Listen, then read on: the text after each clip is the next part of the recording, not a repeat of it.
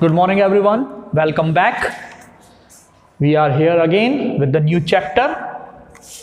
जैसा कि आप जानते हैं पिछले वीडियो में हमने अपनी एक और दूसरी बुक क्लास 11th की उसके चैप्टर डिस्कवरिंग टट द सागा कंटिन्यूज को समझा।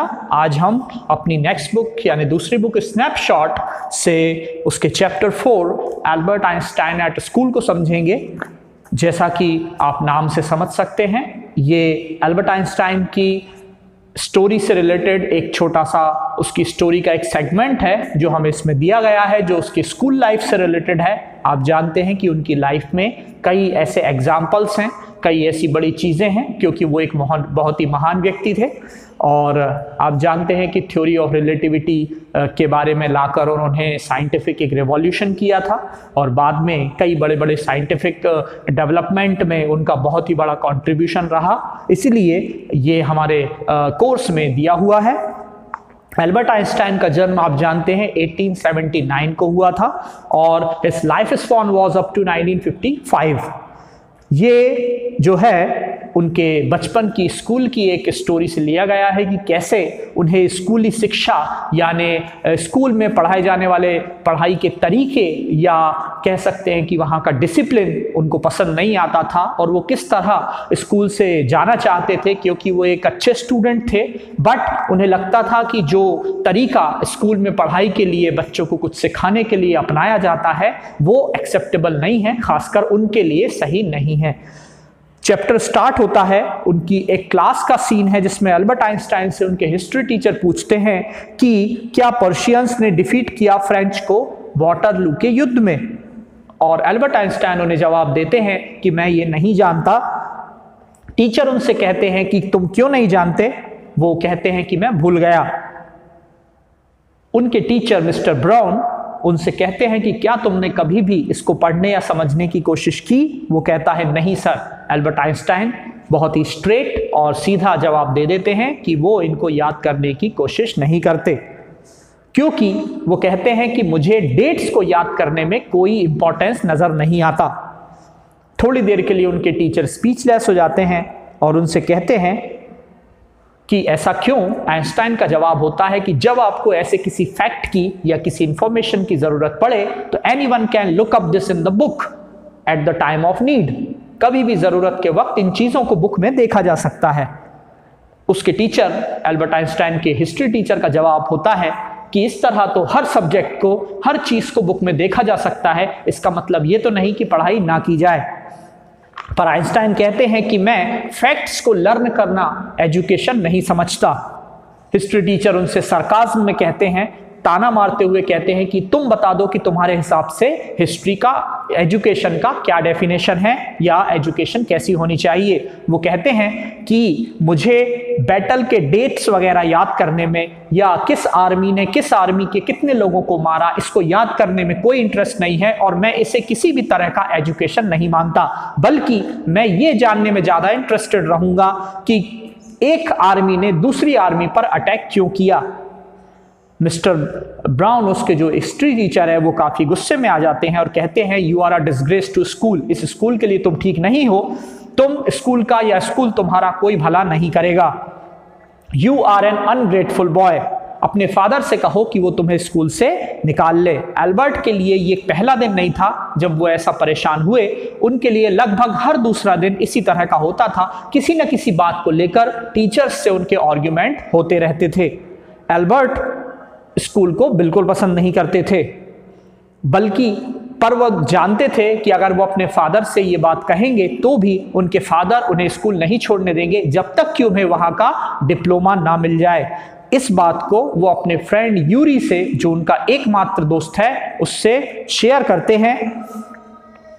ये सिर्फ एक ही बात नहीं होती जिस वजह से एल्बर्ट परेशान है, बल्कि एल्बर्ट जिस जगह पर रुके हुए हैं, मतलब जिस हॉस्टल में जहां रहते हैं, वो जगह भी उन्हें बिल्कुल पसंद नहीं है, क्योंकि वहां पर स्लम वायलेंस यानी गंदी बस्तियां हैं और वहां पर अक्सर लड़ाई झगड़े होते रहते हैं। उनके घर की मालकिन भी अक्सर अपने बच्चों को पीटा करती है और उसका हस्बैंड शराब पीकर नशे में अपनी पत्नी को भी मारा करता है। ऐसी वायलेंट जगह पर रहना भी एल्बर्ट आइंस्टाइन के लिए बहुत ही प्रॉब्लमेटिक है। पर उनका दोस्त यूरी उनसे कहता है कि कम से कम तुम ऐसी जगह रहते हो जहां घरेलू लड़ाइयां या डोमेस्टिक वायलेंस वगैरह होती है। मैं जहां पर रहता हूं वहां आए दिन लोग एक दूसरे को मारते हैं और इसका उन्हें बिल्कुल अफसोस नहीं होता। बस वो इस चीज से डरते हैं कि उन्हें उस कॉलोनी से ना निकाल दिया जाए। वो एक एग्जाम्पल बताता है कि पिछले दिनों एक लड़ाई हुई थी जिसमें एक व्यक्ति ने दूसरे व्यक्ति को जान से मार दिया और उसे दुख इस बात का था कि उसके चेहरे पर सम्मान का सूचक कोई घाव नहीं था। मतलब he has not any scar on his face as a mark of respect और ऑनर। आगे एल्बर्ट उससे बहुत ही निराश मन से कहता है कि मैं यहां और नहीं पढ़ना चाहता। वो उसका फ्रेंड यूरी और उसकी एक कजिन एल्सा जो बर्लिन जर्मनी में रहती है, वो खुद कहती है कि तुम्हें स्कूल में अगर नहीं पढ़ना है तो कुछ याद करने की, उस तरह से पढ़ने की जरूरत नहीं है, बल्कि टीचर जो पढ़ाते हैं अगर उसे तुम पैरेट लाइक रट लो और जाकर स्कूल में लिख दो तो तुम आसानी से पास हो जाओगे। क्योंकि एल्बर्ट आइंस्टाइन को ये डर है कि शायद एग्जाम्स में वो पास नहीं होंगे और उन्हें कभी डिप्लोमा नहीं मिलेगा। उनकी वो कजिन एल्सा और उनका दोस्त यूरी उन्हें यही सजेस्ट करते हैं कि पैरेट लाइक चीजों को क्रैम करके रट कर एग्जाम में लिख देने से वो पास हो जाएंगे। हालांकि एल्बर्ट आइंस्टाइन अपने पास एक बुक रखकर हमेशा घूमते हैं। एल्सा उनसे पूछती है कि ये बुक किस चीज की है। वो कहते हैं कि ये जियोलॉजी की है, मुझे साइंस में इंटरेस्ट है, लेकिन हमारे स्कूल में हार्डली ही साइंस पढ़ाई जाती है, बहुत ही मुश्किल से कभी कभार। साइंस के अलावा उनका इंटरेस्ट म्यूजिक में भी है और वो वायलिन प्ले किया करते हैं। कई बार वो वायलिन बहुत रात तक बजाते हैं जब तक कि उनके मकान की मालकिन उन्हें रोक ना दे। तो ये 2-3 चीजें ही उनको कंफर्ट देती हैं। एल्बर्ट जो है वैसे तो स्कूल को छोड़ना चाहते हैं पर उनके पास कोई रास्ता नहीं। यूरी उनसे पूछता है कि तुम कहाँ जाओगे, तो वो कहता है कि मैं मिलान चला जाऊंगा जो कि इटली में है, उनके पेरेंट्स के पास। क्योंकि राइट नाउ वो जर्मनी में म्यूनिक में पढ़ रहे हैं और जहां उनको डिसिप्लिन्ड वे बिल्कुल पसंद नहीं आता और ना ही एजुकेशन का वे उन्हें वहां का पसंद है।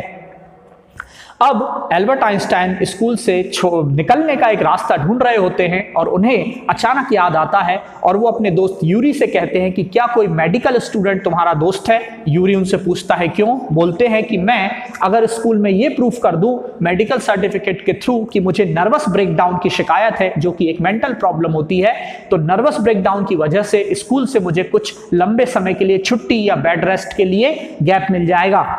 यूरी कहता है कि हाँ, मेरा एक फ्रेंड जो है अभी पिछले ही हफ्ते शायद उसको डॉक्टर की डिग्री मिली है और शायद तुम उसके पहले पेशेंट हो सकते हो।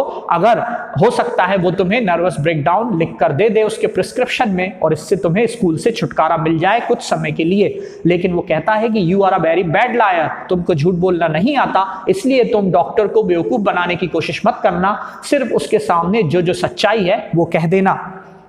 पूरे दिन एल्बर्ट आइंस्टाइन यही सोचते रहते हैं कि वो उस डॉक्टर के पास जाके ऐसा क्या बोलेंगे कि वो उन्हें झूठा सर्टिफिकेट बनाकर दे दे। लेकिन जब वो डॉक्टर के पास पहुंचते हैं तो टू हिज अटर सरप्राइज वो देखते हैं कि यूरी ने ऑलरेडी उनको यानी डॉक्टर को सारी बातें बता दी है।